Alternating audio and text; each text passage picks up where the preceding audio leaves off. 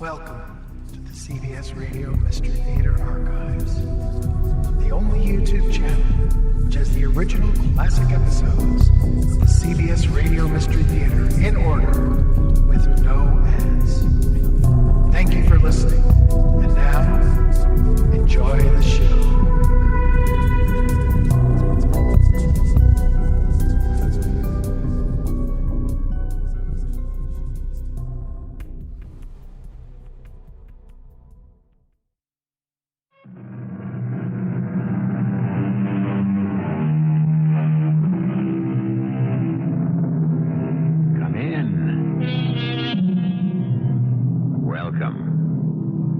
G. Marshall. Honor thy father and thy mother, we are told. And since this is a commandment, it stands to reason that honoring Dad and Mom was not something that ancient and primitive people were prone to do. And so, it's possible to understand why the offspring of our ancestors might not be kindly disposed toward their parents. After all, it was common practice to sell one's children into slavery, or yield them to the enemy as hostages, or sacrifice them to the gods. Yes, children in ancient times truly had grievances, but the children of today, the adored, indulged children of our time, why do so many show so little honor or even respect for Dad and Mother? Where did we go wrong? I'm afraid I don't understand what you're saying. I am saying we are the head of an army. An army? Yes, a revolutionary army. We will soon take over the whole country. What's the purpose of the revolution? To create a new society. How will it be different from what we have now? To begin with, there'll be no place in it for men like you. And when does this revolution begin? Right now.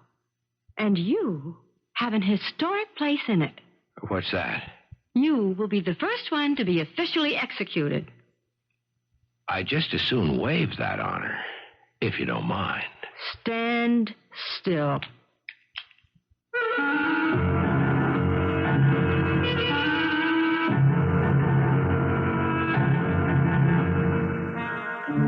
Our mystery drama, The Primrose Path, was written especially for the Mystery Theater by Sam Dann and stars Mason Adams and Rosemary Rice.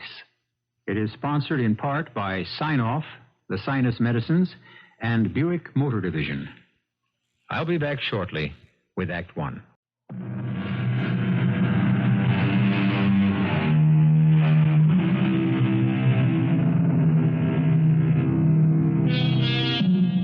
They make a nice-looking couple, Marianne Mellon and Jeffrey Pollard. They look like typical students in this large university town. Typical students out on a typical date. Let's see. They've taken in a movie, and now Jeffrey has parked in front of Sparkles, a popular hamburger hangout. Suddenly, two young men appear, seemingly out of nowhere. They wear stocking masks, making identification impossible. One flings open the car door on the driver's side and drags Jeffrey out of the automobile. Hey, what do you think you're doing? Shut up and you won't get hurt. What do you mean I won't get hurt? Hey, I toss him out of the way, Zipper. I'm holding on to her. You don't have to kill him. Come on, let's get out of here. Help, somebody! Get behind the wheel, Zipper. All right, let's ride.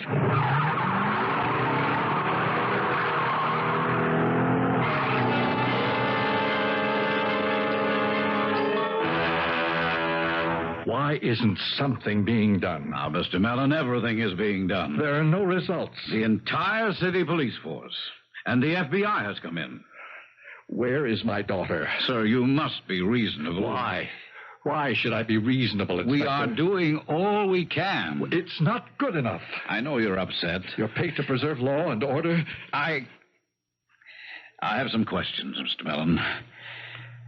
Has there been any attempt... You exist for the sole purpose of apprehending criminals. Has there been any attempt to contact you? No. They tried to contact me. Wouldn't I have reported it? Well, sir, it's just that it's been 3 days since These animals.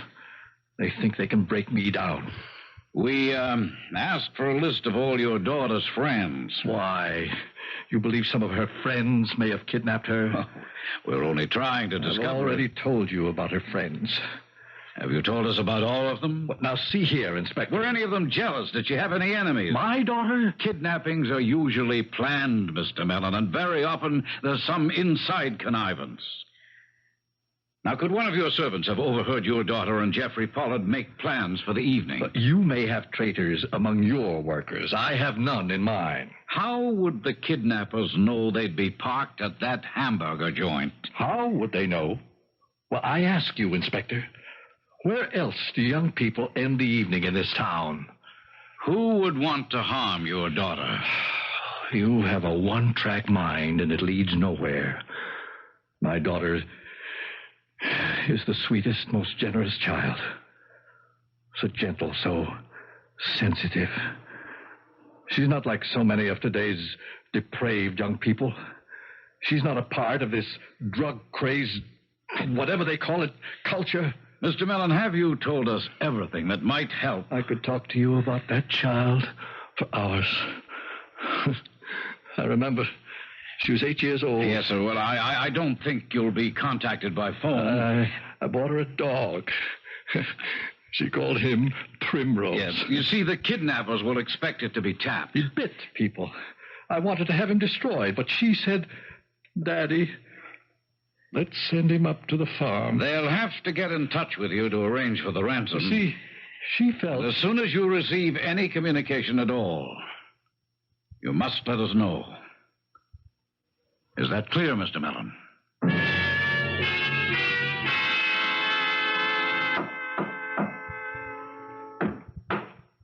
It's okay, Hammer. It's me, Jeff. Are you sure nobody trailed you here? I'm sure. I still don't know about this joint for a hideout. It's perfect. Who'd think to look for her on old Mellon's property? Relax.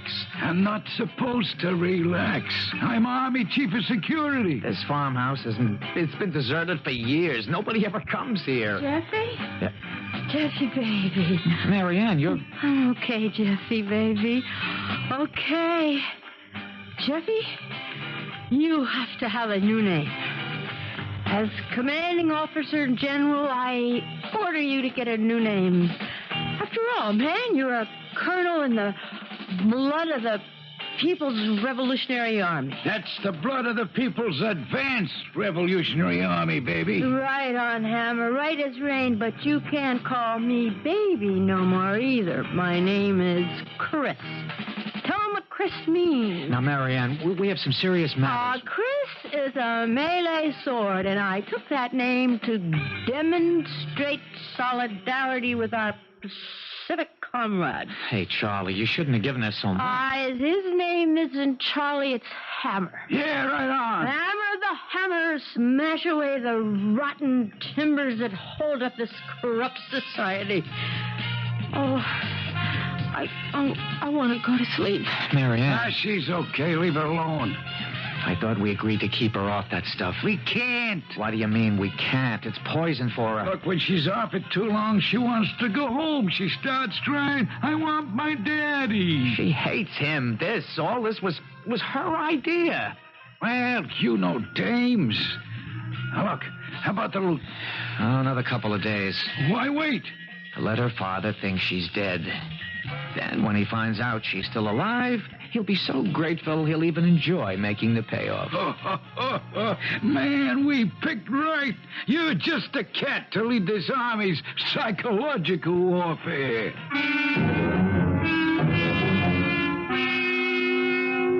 Yes? Who? Mr. Mellon? The Arthur Mellon to see me? Well, show him in. Mr. Starrett? Please, sit down, Mr. Mellon. What can I do for you? I wish to retain your services. For what purpose? I want you to find my daughter. Well, you're not serious. I have just given your receptionist a check for $10,000 as a retainer. Mr. Mellon, I am just a lone private investigator. I'm aware of that. All the resources of the city police plus the federal government are working for you. None of them has produced any results. Well, now, what makes you think that I, all by myself, could do better? I will give you some information that has not been released to the authorities. Do you mean evidence that's been withheld? In that event, sir, I must inform you. You're young, you're rash, you jump to conclusions. I did not say evidence. I said information. What sort of information? Information concerning the relationship between my daughter and me. Yes. Now, this is privileged. I didn't tell the police the truth. Oh, now, wait. I can't be a party. I told them she was an angel. I should have said a monster. Why is she a monster? Because her values, her morality, her ethics have become twisted, distorted, perverted by certain obscene elements that are permitted to flourish today in our society. In what way? I am a male chauvinist. Well, aren't we all? I am also a capitalist pig. Me. I am draining the heart's blood from my degraded and brutalized workers. Well, are you? I employ 978 people. There isn't one that doesn't own a house and a car. 2 cars. Well, Mr. Mellon, you know how so many young people feel today. He says I'm destroying the social fabric. What am I doing? I make plastics. Now, why should that bother anybody? Mr. Mellon, what good does all this information do me? She's become a radical. A violent radical. There were some bombings a while ago, the federal buildings downtown. Hold on, sir. If you know that your daughter has bombed any of those buildings, you're an accessory. And when you tell me, I become an accessory, too. I don't know that she did it. What about Jeffrey Pollard? Oh, he agrees with her about everything. He's studying for his master's degree in chemistry. Are the police aware of that? Do they know there might be something significant in his being a chemist? But I don't know for a fact that it's significant. How does he support himself? He works part-time in my factory. The raw materials in a plastics factory, many of them, could also provide the raw materials for explosives. Yes, certainly. Any fool knows that. All right. How is all of this supposed to help me? One night, I heard Jeff and Mary Ann talking about something called the blood of the People's Revolutionary Army. What kind of army is that? Well, it's an army that's supposed to destroy our sick society. And she and Jeff have been talking about raising money to arm the poor and the oppressed. I see. What do you see? It's kidnapping. It's arranged to gouge some money out of you. Well, that's what it could very well be. And that's why you need the police and the FBI. They have information on all these groups. What do you expect me to do? What I couldn't expect them to do. Keep your mouth shut. I don't want it known that she's a part of the whole subversive crowd. But those facts will have to come out. Why? I want you to get to her somehow. Bring her home where I can talk some sense into her. And this whole business will just blow over. How do you expect me to find her when the police and the FBI... I have given you a lead. Jeffrey Pollard. Jeffrey Pollard is an automatic suspect. True. But the police have no real reason to assume he's guilty. And after a while, they'll relax their surveillance. You, on the other hand... You're wasting your money. I want my daughter. What makes you think that you can talk sense into her? Oh, this is a temporary madness. She's got too much good breeding. Too much of her father in her. I still insist the police have a better chance. If I tell the police what I've just told you, the whole world will see my daughter as a depraved, wanton psychotic. I'd rather see her dead first. Mr. Mellon. Find her. Quickly. Quietly. But it isn't possible for me. It is. You know what makes all things possible? Money. Here. I'll sign a check. Now you just write down your own figure.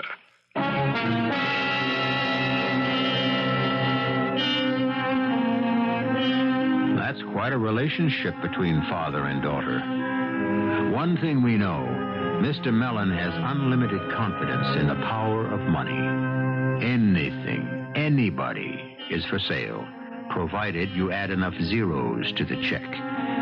Well, we'll have some spirited buying and selling when I return shortly with Act Two.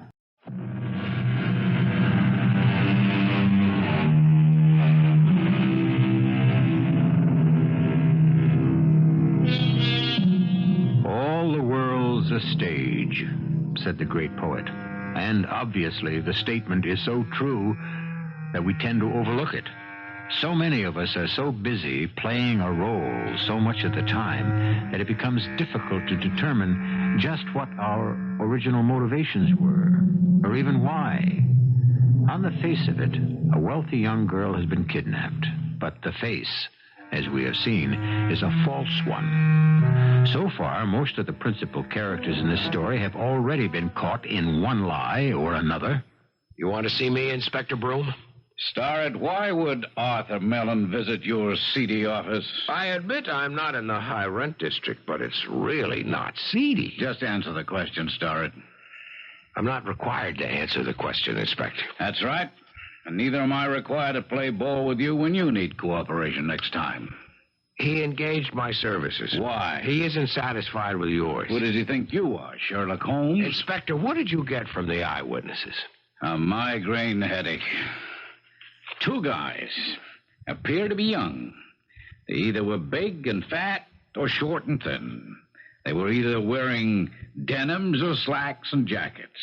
They were dressed in either black, blue, green, or red. And the boyfriend? Oh, Jeffrey Pollard, that's a clean kid. Says he didn't have to do it. He's going to marry her and get it all legally one day. Yeah. But we got a tail on him just in case. Looks like it'll be a long, hot summer. Followed by a long, cold winter. Do me a favor, Starrett? Anything for a pal, Inspector. If you should happen to find her, let us know, huh? Mr. Mellon, I must know more about your daughter. Why? Because there must be a reason why she turned against you. She never did. Well, maybe I didn't spend enough time with her after her mother died. And when her mother died, I was out of town on a business trip. Well, what would that have to do with her? I hate to speak ill of the dead. But her mother tried to poison the child's mind against me by saying I was neglecting the 2 of them, using business as an excuse. Were you? Look, I refused You hire me. You pay me a fortune. But you refuse to help me. I want to know more about your daughter. I bought her a dog. She was 8 or 10 at the time. She named him Primrose. He developed into a vicious brute. Mr. Mellon. He should have been killed. But she said, Daddy, he's a wild animal. He's frustrated. He needs to hunt. Send him to the farm. Up to the farm. This doesn't help me. It's how I remember my daughter. How she was. Her understanding. Her depth of character. Did your daughter ever bring anyone around to the house that you didn't like? There were a great many I disapproved of. And I start with the ones you disapproved of the most. Yeah, well, there were 2 in particular. And what were their names? I was never interested enough to find out. They'd come over with Jeffrey and sit around talking. Describe them. One was a very tall, huge man, about 25 or so, black hair. The other was somewhat smaller, very wiry, very blond. And they would just sit around and talk? Yes. Always appeared to be a lively kind of conversation. Well, except, seems to me that the big black-haired one never opened his mouth. At all? He struck me as a person who simply couldn't talk. Hey,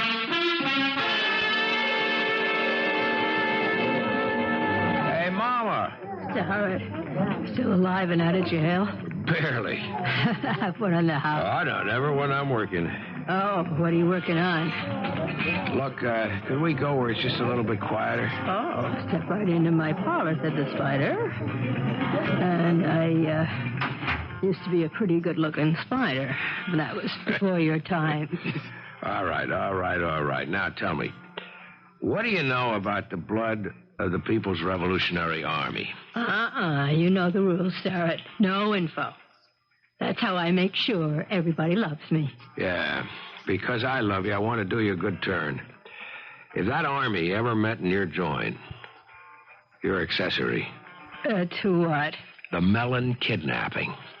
The name again? The blood of the People's Revolutionary Army. No. Does it exist? Who knows? 3, 4 kids get together. They got a political party or an army. The girl, Marianne Mellon, is she in any of these circles? Haven't heard. The boyfriend, Jeffrey Pollard. No. But you see, they could have been in the closet waiting for the right time to come out. A big black-haired guy. The world seems full of big black-haired guys. This one would have a kind of blondish sidekick. Black hair would come over more or less as a dummy. Oh, he ain't a dummy. No? No. That's a zipper. The zipper? Yeah, he don't talk. And the reason is, he says, is because if you keep your mouth zippered up, you'll never get in a jam. So his friends call him the zipper. And what's his friend's name? Blondie? I don't know. Never said. I never asked. Did you ever see them with Marianne Mellon and Jeff Pollard? I might, a couple of times. A little foursome at the table? When was the last time you saw them together? Last time. Oh, I remember. It was the night she was kidnapped. You're sure? I'm sure, because I read the paper the next morning, and I remember telling Papa, why, those two were in the joint just a couple of hours before it happened. You haven't seen Black Hair or Blondie since? No? What's it all about? It's about $100. Here. What for? To keep your mouth shut. Oh, you know me, Starrett. I never talk.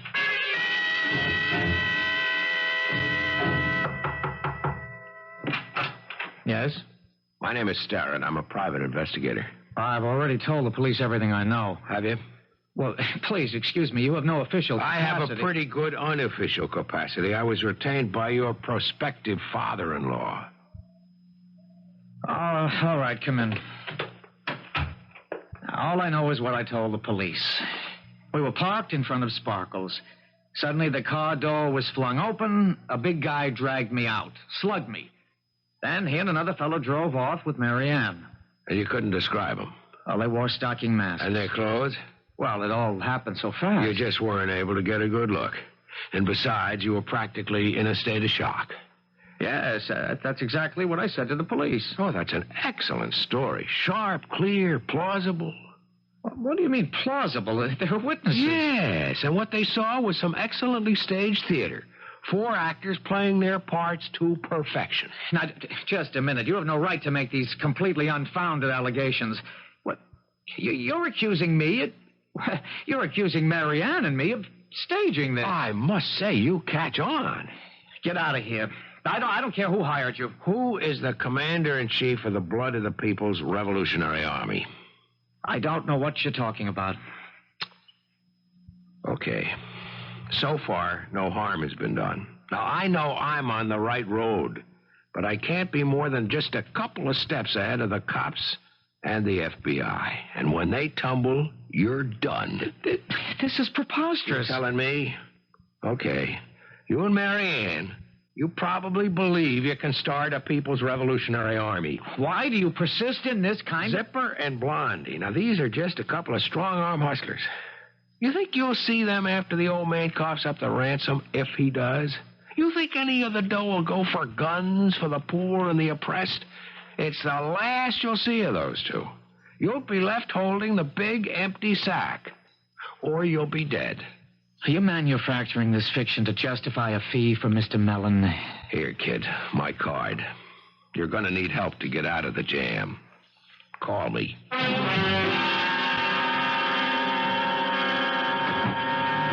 Where you been all this time? I'm being tailed. I have to be careful. Did you shake him? Yeah, finally. Now, listen. Jeffrey. Jeffrey, I want to go home. I just want to go home, back to my father. Well, look, Marianne. Okay. You'll feel better in just a minute, baby. Jeffrey, this is what we're doing. This is crazy. Baby, you're going to feel it hit and take hold. Who are we? To think we could start a revolution. The four of us, I You'll mean. be flying again. Nobody needs guns. Guns kill people. Take that deep breath, baby. Go ahead.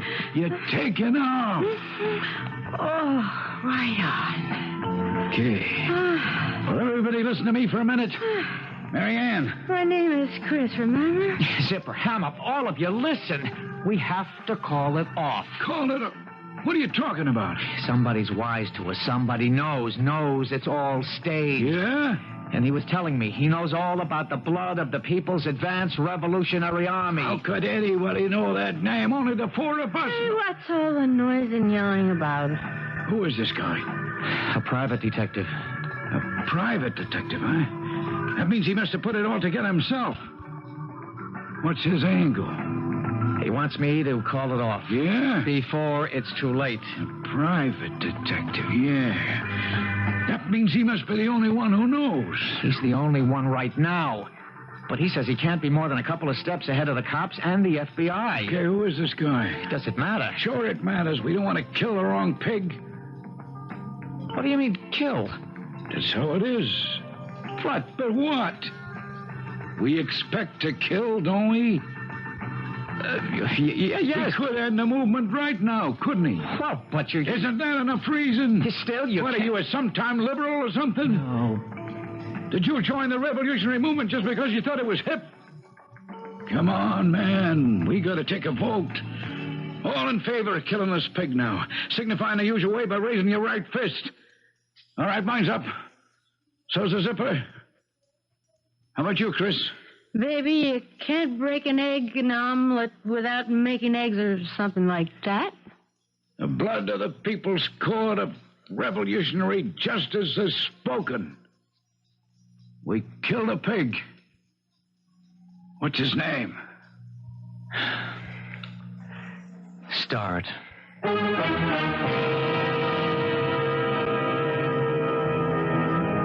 How would you like to be tried in absentia and be unaware of the charges against you, and also be oblivious to the fact that a trial is being held in the first place? You'd be surprised, but this kind of thing is de rigueur in so many parts of the world. Well, justice of a sort will be done when I return shortly with Act 3. As our society becomes ever more complex and sophisticated, it becomes ever more fragile. A mere handful of people may hold an entire city at their mercy. All it takes is a knowledge of where the vulnerable spots are. And so we face the danger of attack by any small group, at any time, from any quarter. Is this to be part of the price we pay for civilization? But how? How should we kill him? Shoot him. Who's going to do it? The only fair way. Draw cards. Well, You know a better way. Okay, Zipper, hand me the deck. You want to shuffle? Go ahead, cut. Okay. High man's a gunner. Zipper, what do you got? That's right. Chris? You can't ask Mary Ann. How many times I have to tell you, man, the name's Chris. But we can't ask her to... Hand me a card, Hammerman. Ooh, what is it? I can't even see. It's a 9. So, okay, I'll draw. Hey, you're off the hook, baby. I got a 10. Okay, Jeffrey. But I couldn't kill anybody. For the people. Draw. Oh, hey, man, will you look at that? The old lady herself, the Queen of Spades. Hey, you won. But what am I... How am I Give going him to... a revolver, Zipper, the 38. Now, all you gotta do is get to him. When he's alone, at home, in his office.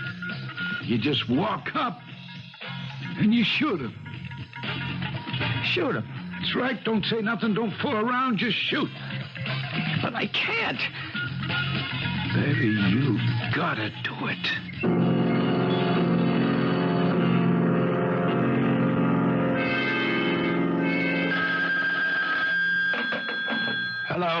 Mr. Starrett? Who is this? Would like to see you. Why? Well, it's a confidential matter.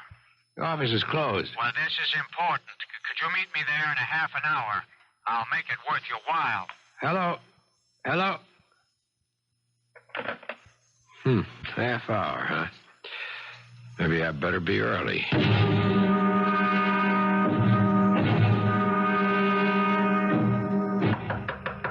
Come in. It's open. Now, let's turn on a light and see who you are. Well, I thought your voice sounded familiar. It's Jeffrey. Don't shoot. Of course not. And look what's on the floor. A gun. Yeah, it's mine. Yours? Yes, it must have slipped out of my pocket when you jumped me. Is that a fact? Yeah. Well, I must be seeing things. I thought that gun was in your hand. In any event, what are you doing with a gun? Well, ever since that night, I decided I needed to protect myself. Yes, permit me to extract the cartridges. And now, you may have it. And don't hurt yourself. Now, tell me, why are we here? Well, I know you suspect me of being part of a plot to kidnap Marianne. I have to clear my name. Besides, you can't prove anything. If I can't prove anything, why should you care what I think? Well, no one likes to be accused unjustly. But I'm accusing you justly. And here's the rest of it. You came here to kill me.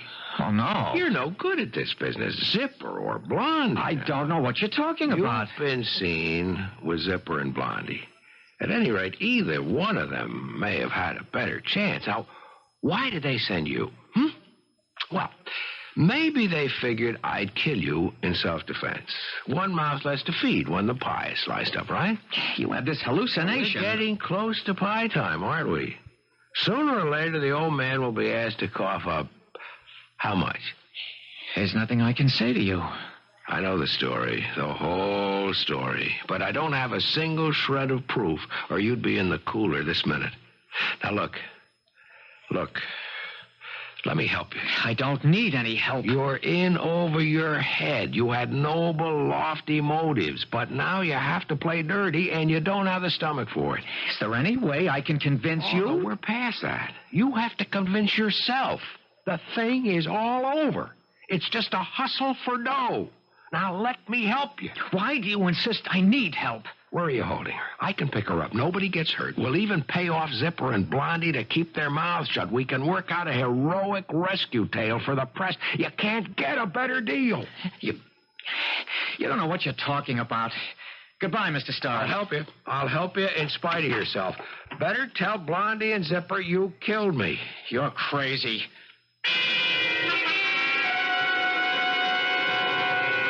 I don't know, Starrett. It's crazy. You want the girl, Inspector. You want the kidnappers, and you can even have the credit.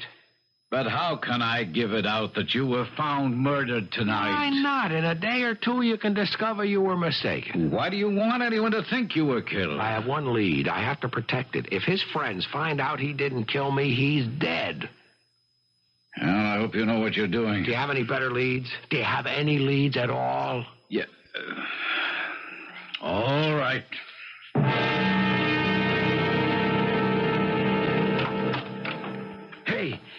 Hey, it's a sword. Listen, I came back to tell you that You don't have to tell us nothing. We heard it all on the radio. What? What did you hear? He's dead. They just found his body. Starrett is dead. They what? Hey, man, you are now one of us. But I... Hey, how'd you do it? Okay. It ain't cool to talk about it. Look, you go inside and talk to Marianne and take his tape recorder. She's going to make a message to the old man. But you... Have her tell the old man that she's okay. $1 million, right? Small bills. 11 o'clock at night, behind a billboard at exit 9 on the turnpike. Anybody tries to follow, the girl gets it. Okay. Okay. Yeah. We gotta move fast. Oh, you got got the tape recorder. Okay, groovy. I know just what I'm going to say.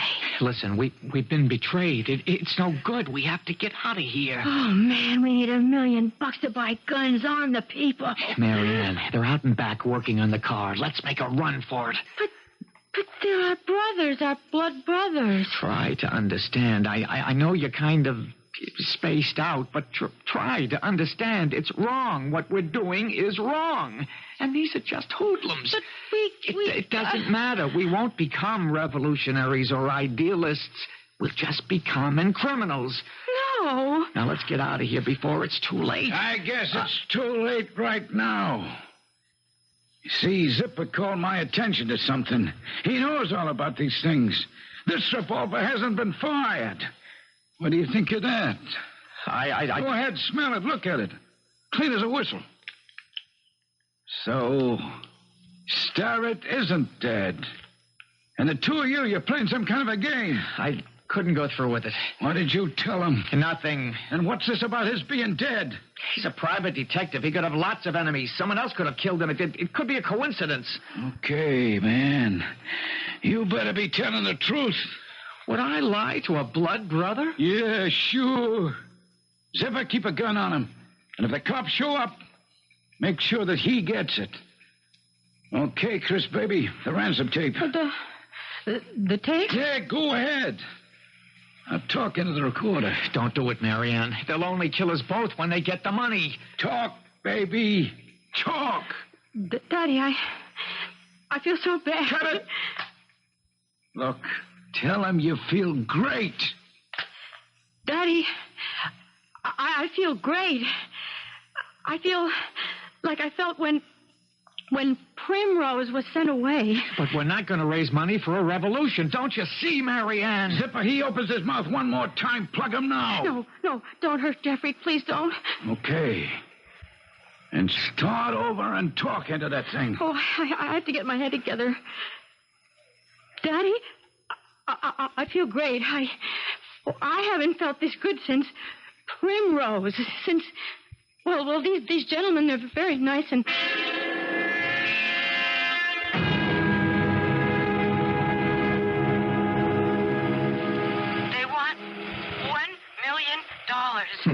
It's an outrage. And they want Mr. Starrett to deliver the $1 million. Sorry, don't they know you're dead? Must have gone wrong. To deliver $1 million behind the billboard at exit 9 of the turnpike. Please do it, Daddy. I haven't felt so good since Primrose went away. Now you know how good I feel. He has to do it tomorrow at 11 o'clock. I love you, Daddy, dear. $1 million. And why do they want you to deliver it? Tell me, Starrett, are you in league with these people? Hold it, Mr. Mellon. Inspector, he may have made earlier contact and arranged it all to be able to share in the loot. Mr. Mellon, you're crazy. I acted on information you had given me. What information? It's privileged, Inspector. Starrett? Don't you dare. This is a kidnapping. It's all surmise on Mellon's part. He thinks the thing was rigged by Marianne, Jeff, and two friends, Zipper and Blondie. Why? Ask him. Well, it just seemed likely. That's why. I have no proof. what are you going to do about the ransom demand? I'm going to pay it. He can deliver it. I want my daughter. Okay, Starrett. We'll tail you. They picked the right place. It's all wide open country. You can see a car coming for miles. Helicopter. They could spot them, too. All right, we'll come as close as we can. Let me listen to that tape again. I haven't felt so good since Primrose went away. Why did she say that?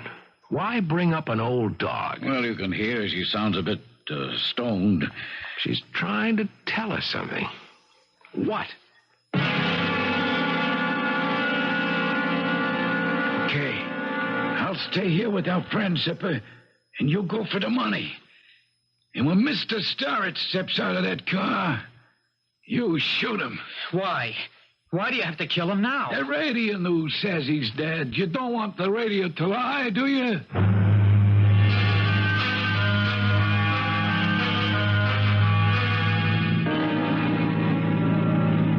Starrett. This is Broom. We've arranged for a utility truck to repair a pole 100 yards off the exit. The men will be cops. Is old man Mellon in the car with you? Yeah. Good. Now, first, radio your guys who are doing the utility pole act to bag Zipper. It'd have to be Zipper as soon as he shows up. Blondie would be back at the farm holding a gun on. What farm? Ask Mellon how we get to his old farmhouse.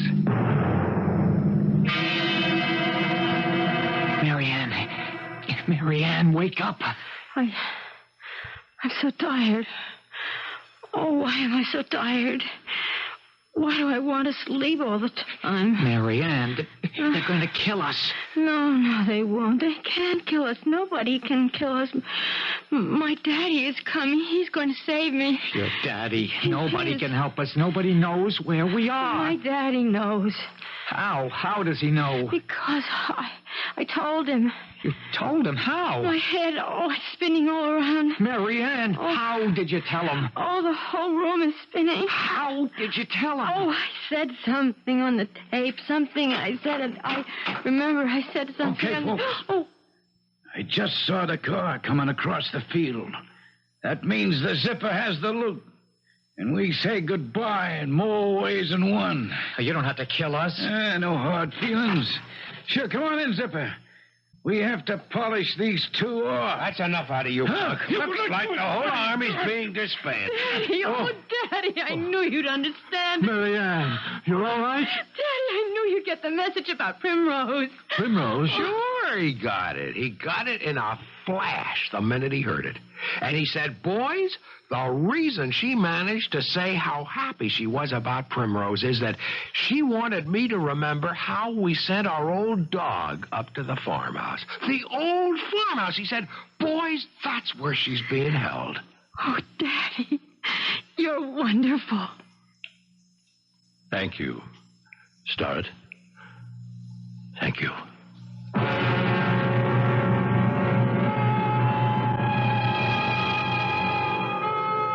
Starrett was so astounded at being thanked that he almost forgot to cash his check.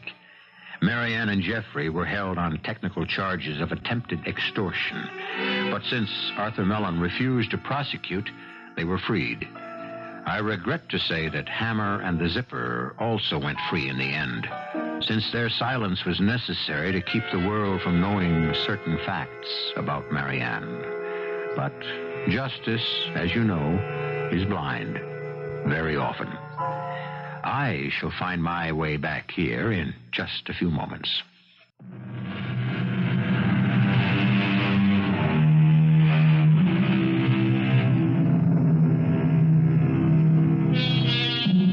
The children of today, who are they? It's a generation unlike any the world has ever seen. A generation raised to consider miracles as commonplace, everyday events. And the children struggle and strike out and amaze us and trouble us. And there are times when we fear they will even destroy us. But one day they grow up and become just like us. Our cast included Mason Adams, Rosemary Rice, Ken Harvey, Ian Martin, and Jack Grimes. The entire production was under the direction of Hyman Brown. And now, a preview of our next tale. Please, my car is out of gas, and I wondered if I might... And this is my house, and no one can come in here unless invited. By me. I know, but and I invite no one. I'm sorry. Hush. I didn't I said mean be to... quiet. It's just a horse. It's his horse. Oh, I can see it. Move away from that window. What? Don't stand in that window. Move away. Oh, all right. He might think it was I, standing there. Oh? On the other hand, no one could mistake you for me. No, not very likely. But he might think I'd invited you here. Well, I could explain He's that very jealous, though he has no reason to be. But he loves me desperately. Well, I don't want to make any trouble for you. Oh, you won't. We all make our own trouble, don't you think? Radio Mystery Theater was sponsored in part by Buick Motor Division and Sign-Off, the sinus medicines. This is E.G. Marshall inviting you to return to our Mystery Theater for another adventure in the macabre. Until next time, pleasant dreams.